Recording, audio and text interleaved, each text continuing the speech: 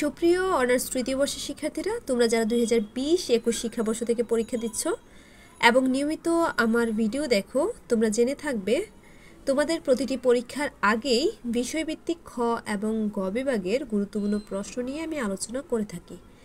তারই ধারাবাহিকতায় আজকে আরও একটি ভিডিও নিয়ে আমি হাজির হয়েছি এবং আজকে আমার ভিডিওতে আলোচনায় থাকছে বাংলা রম্য ও ভ্রমণ সাহিত্যের খ এবং গ বিভাগের গুরুত্বপূর্ণ প্রশ্ন।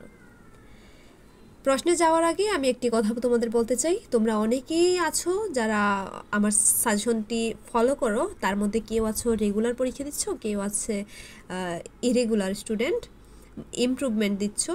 তো তারা হয়তো বা একটা বা দুইটা বিষয়ে সাজেশনের জন্য চ্যানেলে আসছো, দেখছো এবং পরীক্ষা দিয়ে চলে গেছো। কিন্তু তোমাদের যারা ইমপ্রুভ দিচ্ছ তাদের চতুর্থ বর্ষে কিন্তু পরীক্ষা রয়েছে এবং চতুর্থ বর্ষের সাজেশনও কিন্তু আমি সম্পূর্ণ ফ্রিতেই দিব।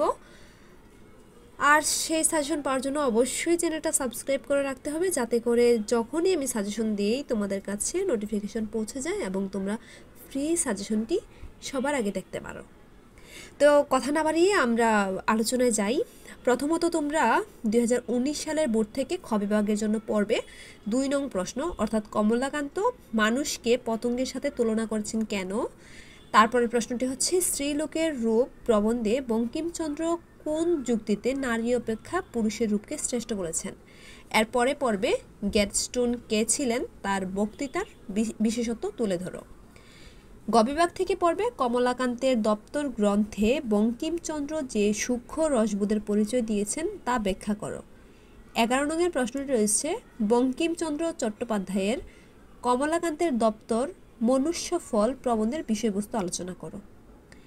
12 নংয়ে রয়েছে আয়না গল্পগ্রন্থের বিষয় ভাবনার স্বরূপ বিশ্লেষণ করো এবং হুজুর কেবলা গল্প অবলম্বনে পীর সাহেবের চরিত্রটি বিশ্লেষণ করো। এ হচ্ছে মোটামুটি 2019 সালের বোর্ড থেকে খ এবং গ বিভাগের প্রশ্ন। এখন আমরা 2020 সালের বোর্ডে দেখব যে তোমাদের কোন কোন প্রশ্নগুলো গুরুত্বপূর্ণ।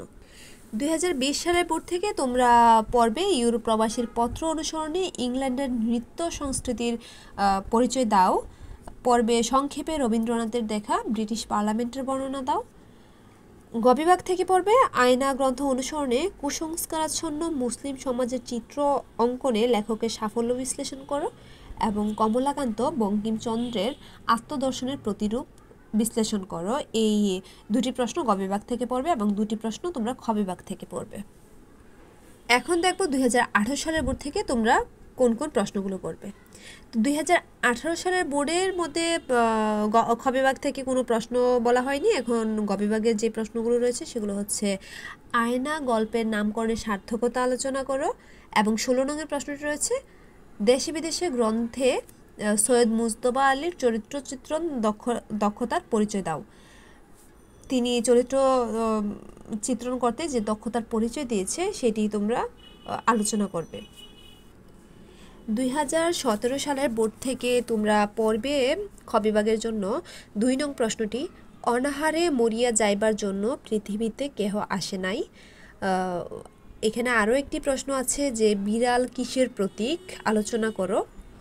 তারপরে 4 নং প্রশ্নটি পড়বে ইউরোপ প্রবাসীর পত্র অবলম্বনে আলেকজান্দ্রিয়ার প্রাকৃতিক পরিবেশ বর্ণনা করো।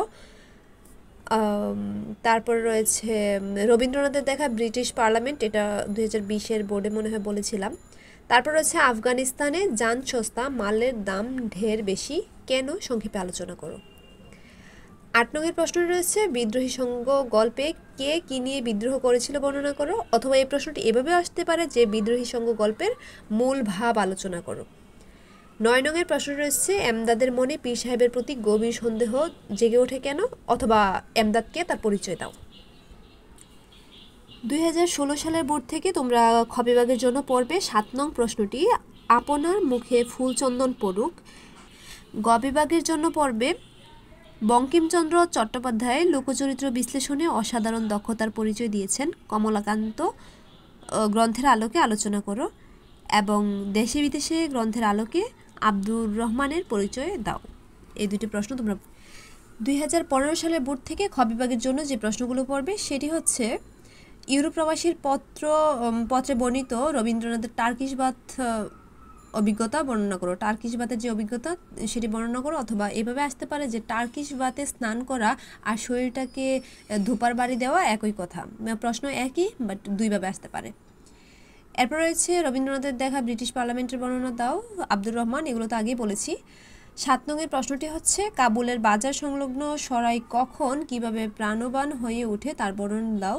8 নংয়ের প্রশ্নটি হচ্ছে নায়েবে নবী গল্পে দুই মৌলবীর দ্বন্দ্বের স্বরূপ আলোচনা করো। গ বিভাগের জন্য পর্বে 17 নং প্রশ্নটি বিদ্রোহী সংঘ গল্পের মূল বক্তব্য। আর এখানে হুজুর কেবলার পীর চরিত্রটি তো বলেছি। মোটামুটি এগুলোই ছিল তোমাদের জন্য খ এবং গ বিভাগের প্রশ্ন। এছাড়াও যদি তোমাদের অন্য কোনো প্রশ্ন গুরুত্বপূর্ণ মনে হয় তাহলে তো অবশ্যই পড়বে, এবং পরবর্তী সাজেশন কিংবা যারা 4th ইয়ারের সাজেশন চাও তারা অবশ্যই চ্যানেলটিকে সাবস্ক্রাইব করে রাখবে, যাতে করে সাজেশন দেওয়ার সাথে সাথেই তোমাদের কাছে নোটিফিকেশন পৌঁছে যায়। ধন্যবাদ সবাইকে।